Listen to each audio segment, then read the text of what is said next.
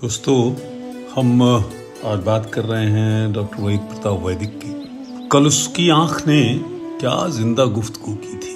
गुमान तक न हुआ वो बिछड़ने वाला है। तो फसाना नहीं होता कि सबसे कहा जाए, लेकिन न भी कहा जाए तो इसमें रहा कैसे जाए। मुसलसल आप इस कैफियत में रह नहीं सकते। लोग अच्छे हैं, बहुत दिल में उतर जाते हैं। एक बुराई है तो बस ये है कि मर जाते हैं। उन्हें अभी और यहाँ इस दुनिया में ठहरना चाहिए था। वो फलसफे के हिंदुस्तान के बड़े तालिबे इल्म थे। उन्होंने सभी भारतीय दर्शन पढ़े और सभी सोक्रेटिस, प्लेटो, अरस्तु, यूरोप के कांट, 11 उपनिषद, 4 वेद, गीता, संस्कृत में सब कुछ बहुत पढ़ने लिखने वाले इंसान थे। और बुद्ध, महावीर, शंकराचार्य, योगी अरविंद, महर्षि दयानंद, सब हिब्स था उन्हें। आप कुछ भी किसी शोबे की बात करिए, सब उन्हें पता था, सब मालूम था। बहुत पढ़ने लिखने वाले इंसान थे और 10-12 साल की उम्र से वो एक अखबार में लिखा करते थे। लेकिन जो उनकी जिंदगी में जो कुछ तय होता जा रहा था कि वो ईश्वर की उत्पत्ति को नहीं मानते थे। वैसे मानते तो बुद्ध और महावीर भी नहीं थे, ओशो, रजनीश भी नहीं मानते थे। उनका कोई धर्म नहीं था। और मुझे लगता है कि जो उस स्कूल ऑफ थॉट के लोग हैं वो नहीं मानते ईश्वर को। हिंदुस्तान के अदबी हलकों में जो सफ़े अव्वल की नामची हस्तियां थी, जिन्हें आधे दर्जन भाषाओं को बोलने और लिखने में दस्तरत हासिल थी, उनमें वजीर आलम नरसिम्हा राव साहब थे, जिन्हें करीब 10 भाषाएं आती थी और उसके बाद गालिबन 6-7 भाषाएं इस सहाफ़ी दुनिया में बोलने वाले डॉक्टर वैदिक साहब थे, जिन्हें रूसी, अरबी, फारसी, जर्मन जुबानें और पूरे बर्रे सगीर में उनकी शोहरयाब जो जिसमें मशहूर हुए शोहरयाब तकरीरें होती थी। और अगर आप ऐसे उसको समझें कि कोई मतलब जर्नलिज्म की दुनिया में, पूरी दुनिया में जो बड़े बड़े मुल्क थे, सभी में वो अक्सर बोलने जाया करते थे। और जहाँ वो बोले और वहाँ से तारीफ़ें बटोर के आए, 150 अखबारों में लिखते थे। लेकिन अपने नर्म लबो लहजे और शीरी ज़ुबान, अदबी दिलचस्पियाँ और अदबी बेचैनियाँ भी, उसकी वजह से वो अटल जी, देवगौड़ा साहब से भी उनकी इंतहाई नज़दीकियाँ थी। अपनी ज़ाती ज़िंदगी में गज़ब का ईमानदार शख्स था वो, और उनकी बराबर की ईमानदारी सहाफ़ी दुनिया में भी ढूंढना मुश्किल है। प्राइम मिनिस्टर्स तो लगभग चौधरी चरण सिंह, राजीव गांधी, डॉक्टर मनमोहन सिंह, माधुर्य, जॉर्ज फर्नांडिस, सुषमा स्वराज, और जो मुल्क को चलाने वाले उस वक्त बड़े बड़े जो लीडरान होते थे उनके दौर में, लगभग उनको सभी लोग जानते थे। और ये जो फॉरेन अफेयर्स है, जिससे इंटरनेशनल रिलेशंस सारे मुल्कों में तय होते हैं, उसके लिए मिनिस्ट्रीज और प्राइम मिनिस्टर्स उनसे ताल्लुक़ रखते थे और उनसे मशवरा लेते रहते थे। और अंतर्राष्ट्रीय मामलों में उनकी दिलचस्पी, उनकी जानकारियां बेमिसाल थी। वैदिक जी का कोई सानी नहीं था इस मामले में। मुझे एक अकबर इलाहाबादी का बहुत मौजूद शेर याद आ रहा है कि तुझे सब शायरों में अकबर क्यों न मुंतखब समझे। तुझे सब शायरों में अकबर क्यों न मुंतखब समझे, बयां ऐसा कि दिल माने, जुबां ऐसी कि सब समझे। और अगर आप उसे ऐसे भी कहें कि शायद वो 60 का दशक था, रजनीश की प्रसिद्धि आसमान छू रही थी और वो अमेरिका में मुकीम हो गए थे।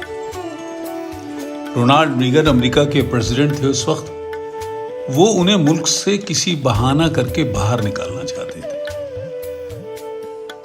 वैदिक जी ने इस बात की मुखालफत की, यहां बैठकर नहीं की, वो अमेरिका गए और रीगन के खिलाफ जगह जगह उन्होंने मीटिंग्स करी, बड़े बड़े सहाफी लोगों से मिले, पूरे बर्रे सगीर के सबसे बड़ा हुक्मरान जिसे कहते हैं कि उसके खिलाफ उन्होंने जंग छोड़ी और ऐसी जंग छेड़ी।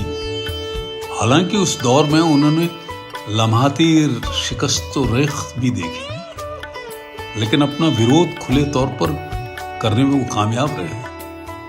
उस वक्त के हालात को खंदा पेशानी से उन्होंने कबूल किया और खुले जलसों में ये भी कहते रहे कि अमेरिका की जो फलकनुमा इमारतों के बीच में उनके जलसे होते थे और उन्होंने हर वक्त इसी कैफियत तारी से मिलती जुलती बात कही कि हर वक्त दुश्मने जाना की निगहबानी में रहना है, जहां घड़ियाल रहते हैं उसी पानी में रहना है। डॉक्टर वैदिक अपने वक्तों की जर्नलिज्म की दुनिया, जो सहाफी दुनिया थी, उसके चमकते वो झूमर थे। वो पूरे बर्र सगीर में दर्जनों मुल्कों में जाकर वो बोलते थे, लिखते थे, तो लगता था जैसे एक गुलपोश नदी है जो दूर तक वादी में चली जाती है और ऐसी रवानगी, ऐसी सलामत, ऐसी चाशनी इंसानी अलमिया को चांदनी के नूर की तरह दिल में उतार देती है।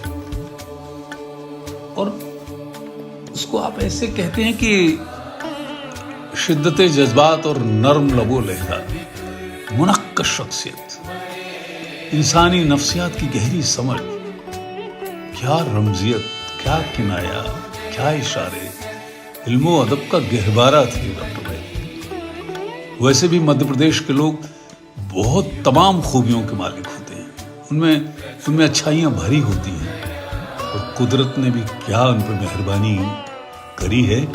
तभी तो नर्मदा की जो मिठास है, वो उस मिठास ने मध्य प्रदेश की फसलों को भी मीठा बना दिया, वहाँ के लोगों को भी मीठा बना दिया। इंदौर अपनी तमाम अच्छाइयों के लिए पूरे मुल्क में जाना जाता है, लेकिन मेरे जैसे तमाम लोग जो इंदौर को जानते थे वो डॉक्टर वेद प्रताप वैदिक की वजह से जानते थे। डॉक्टर वैदिक इंदौर से बेपनाह मोहब्बत करते थे, एक किस्म का इश्क करते थे, अगर यूं कहा जाए तो वो ज्यादा ईमानदारी की बात होगी। और मैं सूबा उत्तर प्रदेश में वजीर होता था, मुझे फारसी के सिलसिले में कुछ डॉक्यूमेंट्स होते थे जिन्हें कोई खोल नहीं पा रहा था, 300-400 साल पुराने रेवेन्यू डॉक्यूमेंट्स। मैं उनके पूछने के सिलसिले में उनसे बहुत मिलता रहता था। उस वक्त मुझे वो जो बातें बताया करते थे, तो उदय प्रताप सिंह जी हैं जो कई मरतबा मेंबर पार्लियामेंट रहे और बहुत बड़े अदीब, बड़े आदमी हैं, वो बड़े शायर हैं। उनका शेर दोहराते रहते थे कि गरीबी के लिए हमारी ये फैसला कुन जंग थी, गरीबी के लिए ये हमारी फैसला कुन जंग थी, ये कहां से बीच में मंदिर और मस्जिद आ गए। राहत इंदौरी का भी एक शेर सुनाते थे कि अगर खिलाफ हैं तो होने दो, अगर खिलाफ हैं तो होने दो, कोई चांद थोड़ी है, ये सब धुआं हैं, आसमान थोड़ी हैं जो आज साहिबे मसनद हैं, कल नहीं होंगे, किराएदार हैं, जाती मकान थोड़ी है। और उसका आखिरी जुमला था कि किसी के बाप का ये हिंदुस्तान थोड़ी है। मैं अपनी, क्योंकि मैं बहुत रंज में था, बहुत गमज़दा था, तो ये सारी बात बोल के ही मैं अपने आप को उससे उस हालत से अलग हो सकता था। और अपनी आखिरी बात, ये श्रद्धांजलि देकर मैं अपनी बात खत्म करना चाहता हूँ कि हजारों लाखों के अरमान तेरे साथ गए, हजारों लाखों के अरमान तेरे साथ गए, तरक्कियात के इम्कानात तेरे साथ गए, न जाने कितने ही उन्वान तेरे साथ गए, अदब पे होते जो एहसान तेरे साथ गए, जहान तंज में एक नियामत गफूर था तू, धर्म की बंदिश बेजा से दूर दूर था तू। हजरात, मैं कहना चाहता हूं कि उनके बारे में जितना भी कहा जाए वो सब कम है।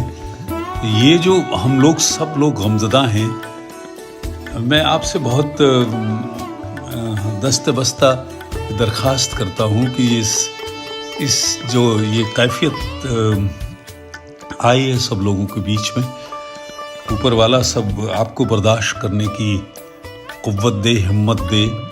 और थोड़ा वक्त लगेगा इस बात से कि वो हमारे साथ नहीं हैं।